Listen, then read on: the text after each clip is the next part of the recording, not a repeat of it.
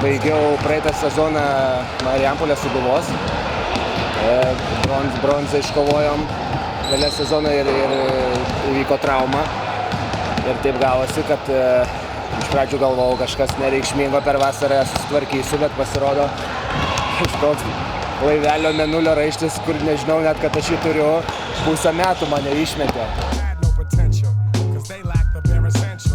Pasilgsti ir pradėjau treniruotis jau porą mėnesių, įeidinėti į formą ir paskambino Vyčio vadovai, pakvietė prisijungti. Tai mano tokie pliusai gal kad turėtų būti tas šaltumas, jau vis tiek patirties daugiau yra.